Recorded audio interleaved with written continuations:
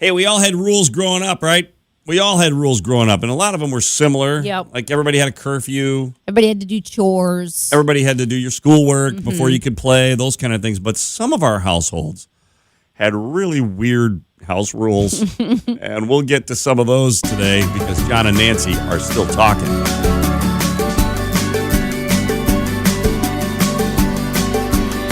So we discussed this on the show the other day. It was an article on BuzzFeed and some other things that were listing house rules that you had growing up. What I liked was, this is how this was written. It says, what was a house rule you had as a kid? You thought it was completely normal until you grew up and realized, not all households follow this. This is actually kind of strange. Yeah, my folks are really weird.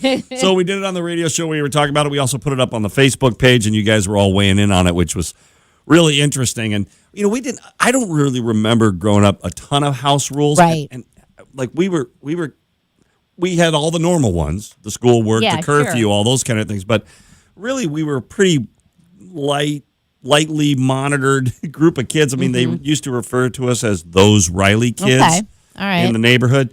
But we got through okay. We did all right. But I tell you, I did have some friends that had some weird ones. I had one friend of mine, all the kids in the household, they were not allowed to go under any circumstances into the living room of their house. So they could go in any other room of the house, the basement, the bedrooms, kitchen, but the living room was off limit. You know why that was? Because Mom was not dealing with another messy room in the house. If there was going to be one room in that house that was going to remain clean, and it was the living room. So you're going to stay out, kids. I know. I just always thought that was weird. It's your own house and you can't go in there? That's so weird. So I posted this up to the Facebook page. So we got a lot of local people answering. Like, for instance, Stacy says, this is interesting. We were not allowed to sit on the furniture. It was for grown-ups. There's more than one of those comments. I mean, there were several of those comments that said weren't allowed. What was the other one? It was really weird. It was like, here we go. Derek says we were not allowed to sit on the furniture like dogs on the floor. Okay, now the only time that I've ever said, hey, kids, can you get on the floor is when we have a lot of people over and the older adults, don't have a place to sit. Like, do you know what I mean? Like, if we're having a company and grandma's not going to sit on the floor. No. So that's the only time that I've done that, And that's the weird thing. This is the difference between your household growing up and mine. Like, at my household growing up, it was mandated that grandma sits on the floor. Okay. Which didn't go over. A couple others that came from our specific Facebook page.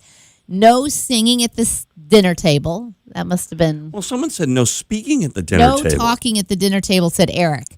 That's so weird. Everybody sit here in silence. At that point, Mom and Dad had had enough. Yeah, that is a rule. There is no talking at this dinner table. That is a rule set by a parent that had had enough, and then it just stuck.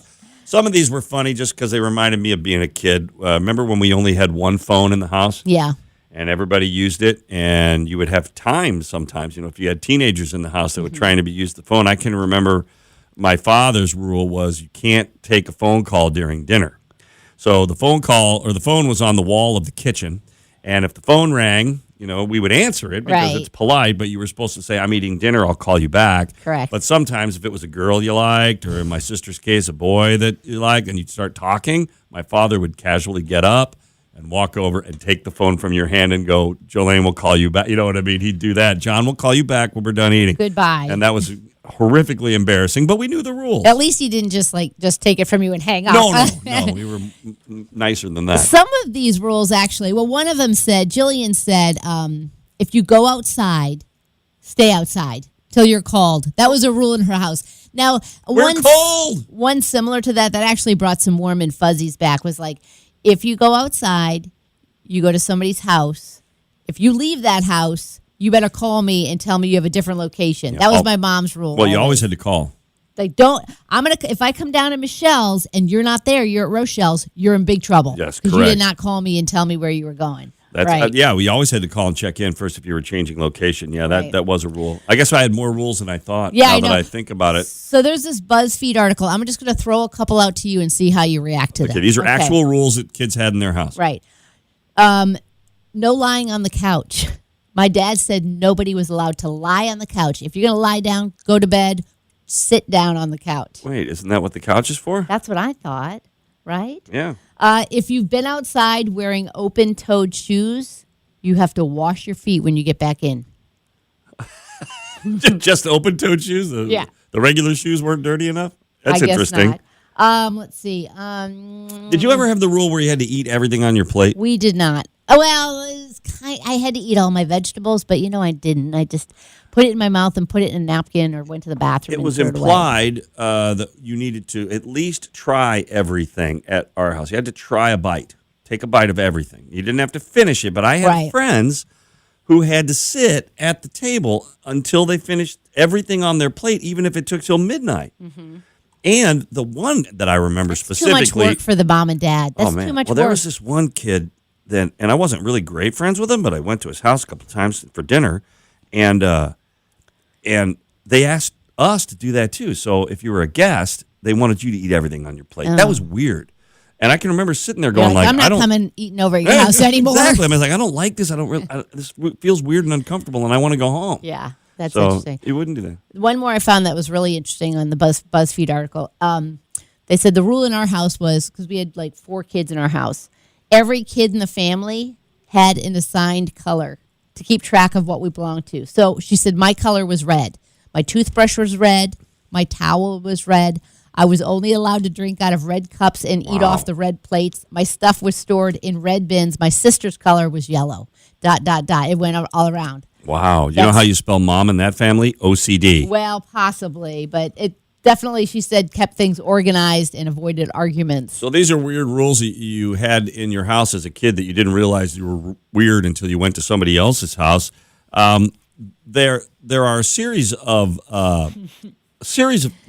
rules that people are discussing on our Facebook page where you weren't allowed to say certain things. Parents didn't like the language. So my mother... Are you going to say it? Did not like the word pee. Okay. She didn't like that word. She wanted us to say TT.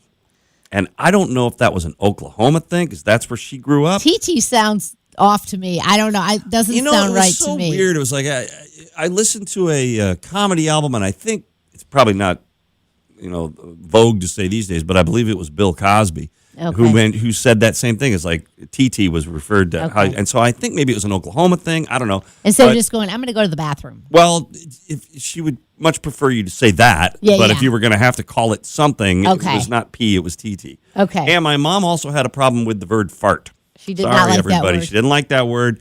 She thought it, sounded lowbrow or whatever. Right. And she preferred to say pass gas. And so what I'm sitting here, I'm looking at the list on our Facebook page, and so many people have this same thing. We're like, couldn't say that word. Couldn't say it or couldn't do it out in the public of your house. There were certain yes, you had to go to the zone. You go to the bathroom if you're going to do that. You go to the zone. If we're all sitting on the couch, don't just rip one. Okay?